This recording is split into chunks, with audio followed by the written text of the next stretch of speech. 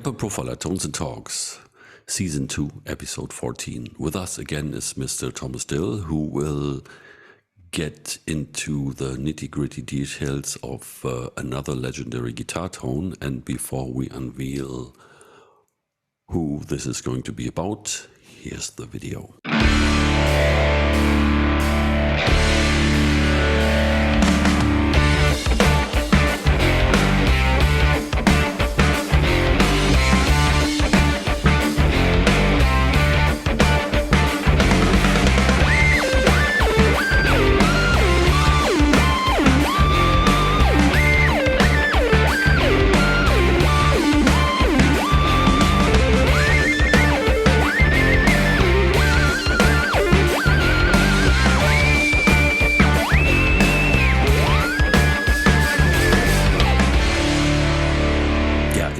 Legendary, the man who, I don't know, maybe revolutionized, in a way, modern rock guitar playing, because Tom Morello, of course, had a totally fresh approach to guitar playing, to hard rocking, metalish, thrashy guitar playing, because he treated it more like, well, I think he called it once like this himself. He treated the guitar more like a DJ than the typical shredders, virtuoso,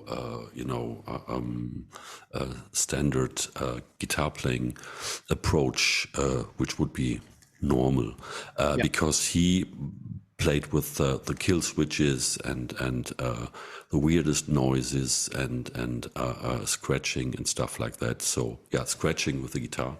And enough of this. Thomas has the details for us, he dug out a little bit more of Tom Morello playing essentials.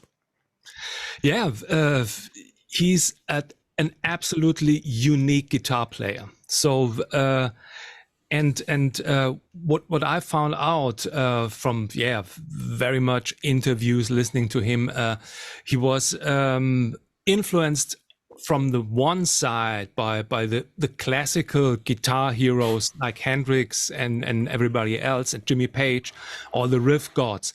But the other side, you mentioned it, the DJ, the modern style, the weird sounds, and to combine these things using just a little bit of effects and some crazy guitar techniques that nobody really used before, and of course the whammy pedal. So this created this unique tone, unique sound. Okay, so let's dive into it with some facts about the song and the recordings and the equipment which was used. So you know it, I think. The song is Killing in the Name. The composers are the guys from Rage Against the Machine: Tim Comerford, Brad Wilk, Tom Morello, Zach De La Rocca. And the release was 1992. And it was recorded at the legendary Sound City studio. Mm-hmm. And producers were Rage Against the Machine and Garth Richardson. Tom Morello used different guitars, or uses different guitars, all named. One called Sendero Luminoso Telecaster, the Arm the Homeless custom guitar, and a Soul Power Stratocaster. First of all, the Arm the Homeless, I call it custom guitar because I think he built it together from one strut style body and this hockey neck, and some, I think it's EMG pickups and a Kala, I think it's tremolo, free-floating tremolo. The other guitar is the Soul Power Strat, normal Strat, and here you see the Fender Tom Morello Stratocaster. Fender made a custom model, signature model for him. And here's the one what we're talking about when we're talking about Killing in the Name. It's the 1982 Telecaster Sendero Luminoso called, and he uses this guitar for drop D tunings. And amp and cap is really easy. Marshall JCM 800 and a PV 4x12 cap. So these are the guys. He didn't change since the 90s his equipment. He is always with this amp and this cap. Sometimes he's using a Marshall cap when he needs to travel with light package, and but in studio, on recordings, when he plays with Audioslave, when he played the tour with Bruce Springsteen, very interesting, by the way, and with Rage Against the Machine, he uses this equipment. And here's a screenshot from the Premier Guitar rig rundown, the settings. It's a 2-channel JCM 800, but the clean channel is not used. And he has bass middle all the way up, treble at 6, I think, the volume at 6, and I think, I can't see it here, the gain is really much turned up. So, yeah, the interesting thing on his sound is the pedal board. And he doesn't use much stuff. So everything he's doing, he's really working for it. He has a Dunlop Crybaby, the Digitech whammy pedal, MXR Phase 90, 2 Boss DD3 pedals, and a DOD FX40B EQ just for boosting the volume. And for the Audioslave setup, he used a Boss TR2. Tremolo. So here's the pedal board, the Crybaby, the whammy, the 2 delay pedals, the EQ, and the Phase 90. Different view. And the delays are not used together. They are just set for 2 different delay sounds, one long delay and one where he switches between short, and he called that Halen. I think it was that tempo delay what he used to when he created some strange sounds with a toggle switch and some delay effects in time. He showed that on that rig rundowns. If you like to know what he's doing, so watch this Premier Guitar rig rundown. Okay, here's the Audioslave board. Tremolo instead, no, Tremolo added and just 1 delay for that. And the MXR Phase 90 is just used for one particular sound, 1 D power chord for the intro of Killing in the Name. And yeah, that's what I did in creating this sound. I tried to recreate Tom Morello's pedal board for in the signal chain of the profiler. So yeah, let's move over to the rig manager. Here we are. And here's the setup. So you see pedal pitch at first place, wah pedal, pure booster, phaser, a studio EQ just to match for the frequency range of the speaker cap, just to add some little stuff. Then single delay, so 2 delays, one for the tempo bass delay with a higher mix level, and one for the lead sounds. And a natural reverb just to give it the sound some room. So this is it. And for the real intro, I need to turn the phaser on.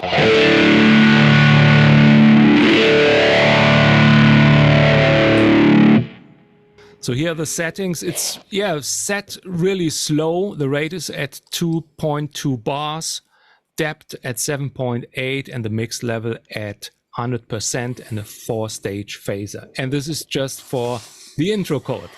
So yeah, let's start from scratch. And take a look at the amp. It's, of course, a Marshall. Wait a minute. Here we are. Marshall JCM 800 from Michael Britt's rig pack.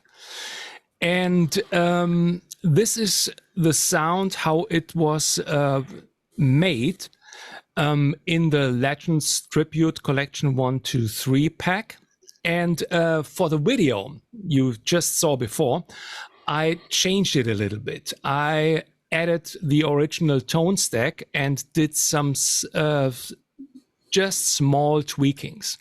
So here we are, amp model, and I took the CM800, and now you have this one.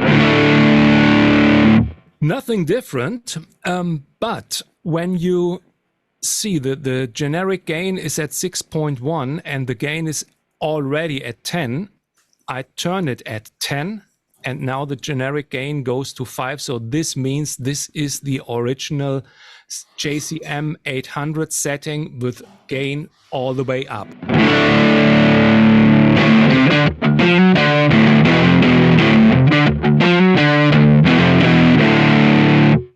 Okay, so then I turned the treble a little bit up at 6.2 and the presence at 6.7.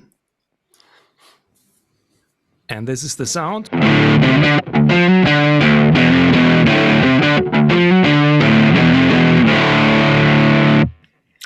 So it's a bit less distorted, but it sounds, yeah, it sounds like this JCM tone. And if you like to have more gain, you might turn the pure booster on.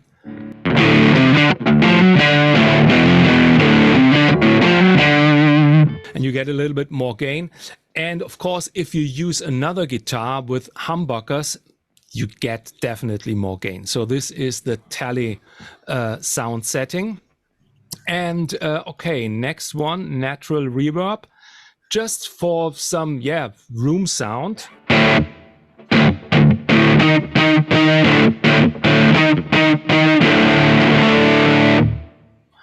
Yeah, small recording room, like on the recording at Sound City Studios. And here we are with a studio EQ. Just take a look, no high cut, but high gain, a little bit boosted, and also no low cut in that setting. Just some small tweaks. And yeah, the wah pedal, first thing. So this is the bass sound.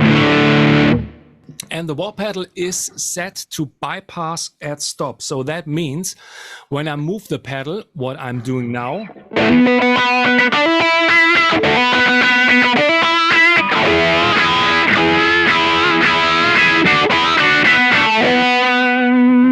and now stopping moving the pedal, you get the normal sound. The next thing, yeah, is the delays. First single delay, set to 461 milliseconds, just a lead delay.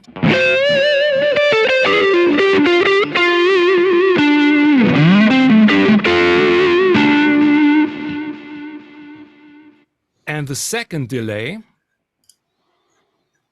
is set to 3/16 notes. So this is for the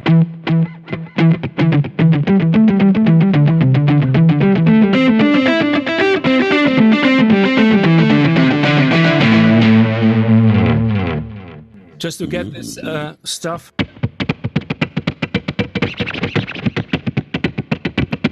And I don't have a kill switch here. You can do some stuff with the kill switch too then. So this is the spacey delay, the tempo delay, and if you change the tap tempo, it will change the tempo of the delay too, and you can create different delay sounds for different songs. So coming back to the main part of Killing in the Name, the solo sound. And here we have the pedal pitch. It's when I turn it on, it's set to 24 half steps. So that's what he used on the whammy pedal too. And this is how it sounds like.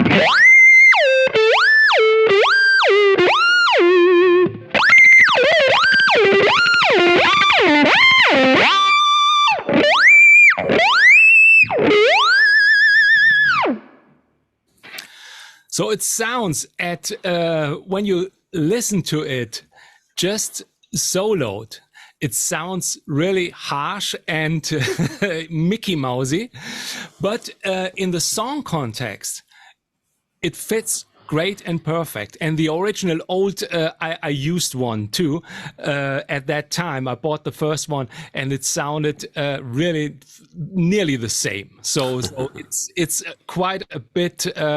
What could we say? Digital sounding, not that warm sound, but it's really okay if you, of course, if you use the neck pickup for that,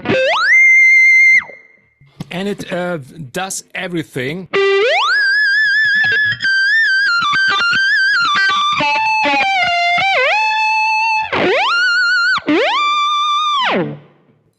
So works fine. And another thing, when you just have one expression pedal and you want to play with that sound, you need to do something. So that's what I did for that, to use that. I have the pedal placed on my remote here at, I think it's pedal 3. Look, yeah, pedal 3, and I set it as a wah pedal. So that means the expression pedal that I'm using is designated for wah sounds, for moving the wah pedal. So when the wah is on and set to bypass at stop, so that means when I move the pedal, the wah is on and moving. But I did a different thing, and I need to show you that picture. Where, here we are. This is that. This is a screenshot of my system settings for that pedal. I checked to pitch. here wah pedal to pitch in this checkbox. So that means the designated wah pedal takes over when the pitch effect is on, so the pedal pitch. So when I'm turning, wait a minute. Okay. Show you the rig manager. So here we are. So wah is on, so that means when I'm moving the wah pedal, we have the wah effect. Now, when I turn the pitch on here, now, you don't hear the wah effect, only the pitch. So activating the pitch slot overrides the wah move pedal on stop or whatever, right? Wah is muted in that way, so the pitch effect has more priority than the wah. This is really nice. If you like to do some stuff, the most guitar players like to use wah pedals, but sometimes you want to play some pitch stuff or something like that. Then you, with that only checkbox set, wah pedal to pitch. Then you're ready to go for that one, and you don't need another second pedal, expression pedal for that. Cool. Yeah. Another thing is if you like to rebuild the pedal board from the Audioslave. We are all Audioslaves. Oh man, it's totally hot here. July in Germany. Okay, to recreate that, you can just use a tremolo. I will show you that. We go to the rig manager.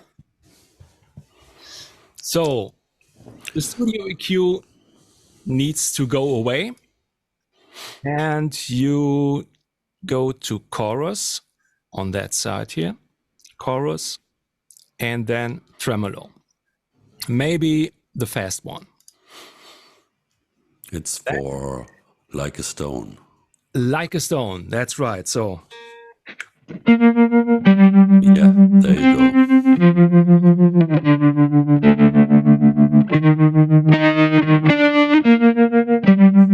Great song. Absolutely great song. Great band, great singer, great everything. Okay, so starting point, this preset, I turn it to 1/16 note. Then, tap the tempo. It's so that.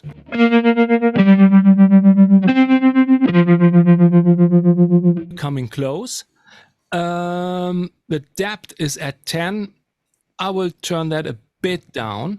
And in the recording, you hear on the right side the tremolo effect, and on the left side you hear the normal clean guitar without the tremolo. So this is some mixed stuff, but on stage he played it with the tremolo.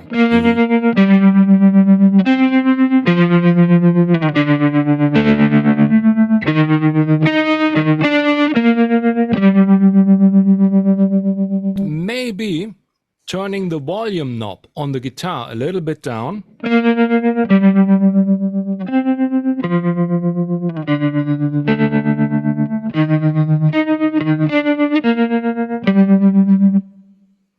And you're nearly close to that sound. The Boss tremolo sounds a little bit from the range, a little bit heavier. This is not really made with this tremolo, but you're getting close to that sound.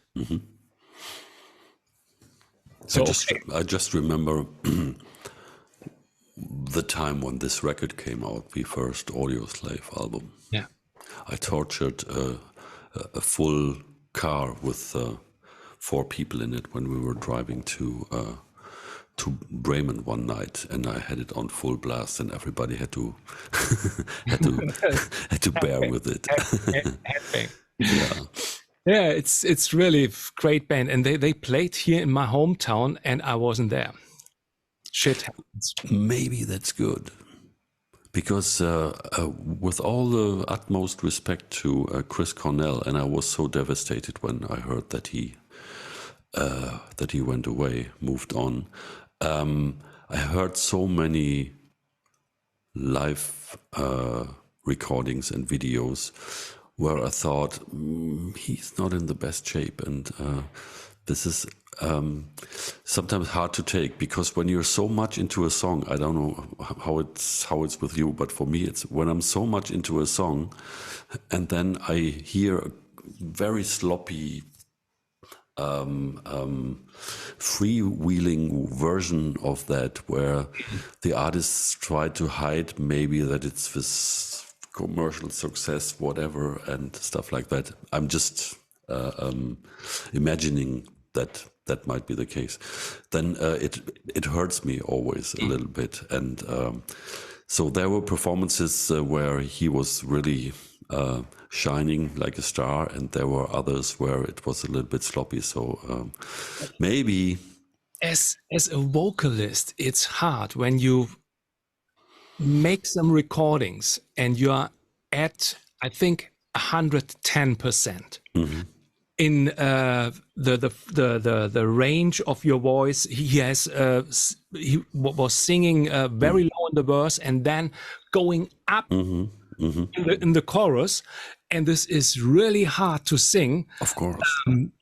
And if you're, they are all humans, and yeah. But I heard him because he has proven himself to be better than afterwards than some of the Audioslave live performances, and there are even some quotes from his band colleagues about that, and so that's why I just have the audacity to mention this, because I really I love him as a singer. Don't get me wrong. No. But that phase was a little bit difficult, and that's why.